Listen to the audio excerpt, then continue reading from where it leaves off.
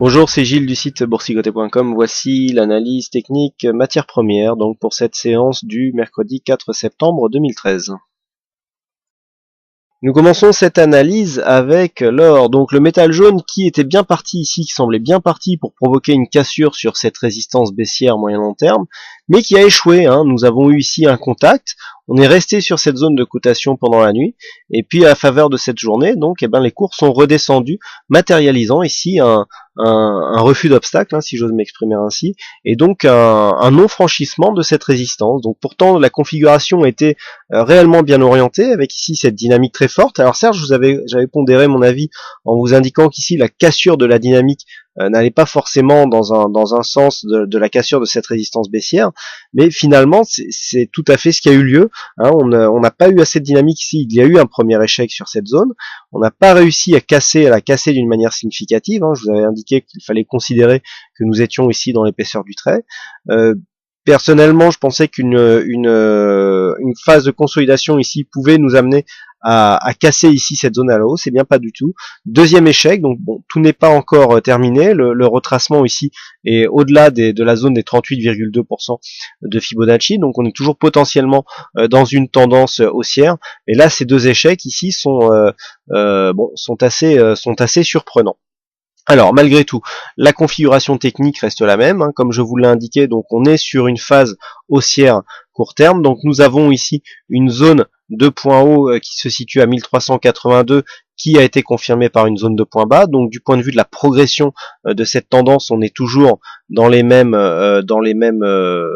dynamique, mais il faudrait pour confirmer casser cette résistance ici qui est matérialisée en rouge. Pour l'instant, le cours, donc je dirais très court terme, est neutre, voire légèrement baissier. Du point de vue des indicateurs, on matérialise bien ici le retournement qui s'est fait au contact de cette résistance, dynamique baissière assez claire sur le MACD. Donc un contact ici avec les 1380 $ longs c'est attendu pour confirmer encore une fois cette zone de point haut comme nouvelle zone de point bas.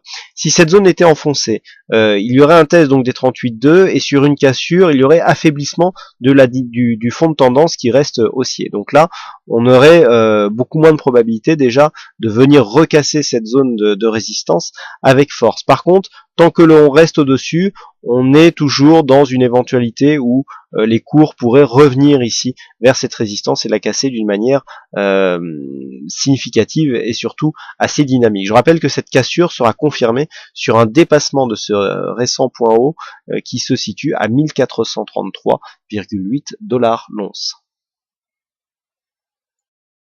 Sur le WTI, il y a, semble-t-il, une neutralisation de la dynamique. Nous étions sur un biais qui était plutôt haussier. Nous avions, je le rappelle, donc ce biais haussier.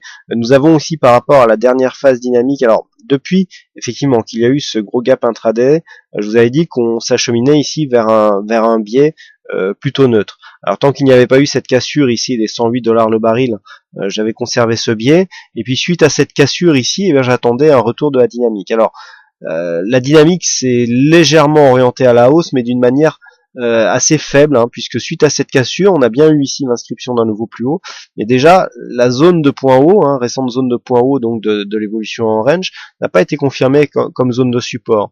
Qui plus est, on est venu casser ici le retracement des 61,8, donc même si les cours sont en train de, semble-t-il, de tenter de se remettre, on a toujours une probabilité accrue de venir retracer 100% de la tendance, à savoir un retour sur les 103,50, et même si on a un biais qui est légèrement haussier, on le voit ici avec ce support que l'on peut tenter de tracer, mais qui n'est pas encore qui n'est pas très régulier.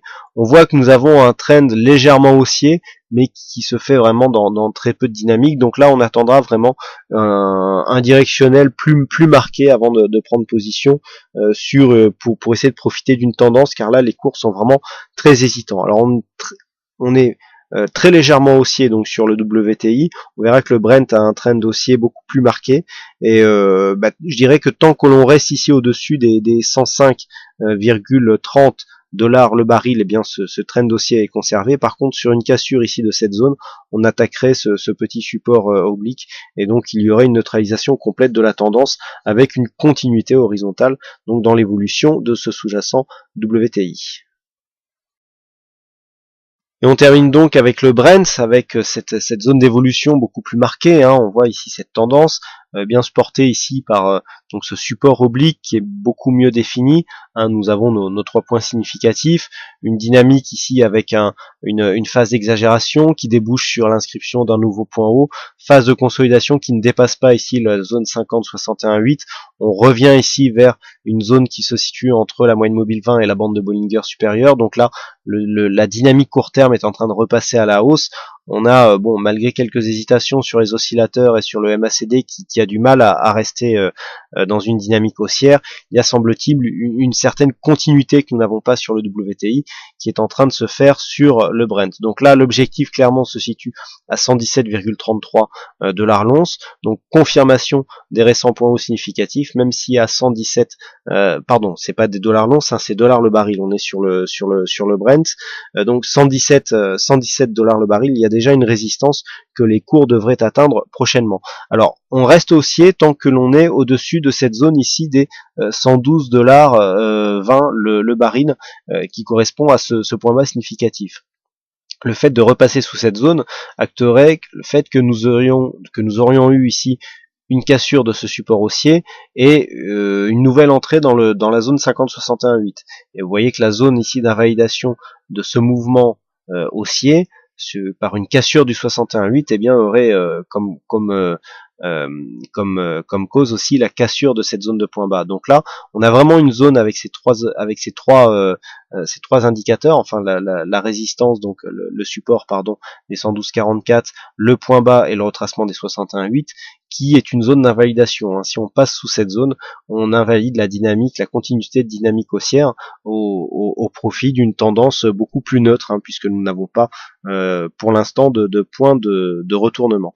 Donc le biais reste haussier tant que l'on reste ici bien installé entre cette moyenne mobile et cette bande de Bollinger supérieure. Voilà ce que nous pouvons dire sur cette analyse technique matière première. Il ne me reste plus qu'à vous souhaiter à toutes et à tous une bonne soirée, bonne chance dans vos prochains trades, et on se retrouve dès demain pour d'autres analyses techniques en vidéo. Bonsoir à tous.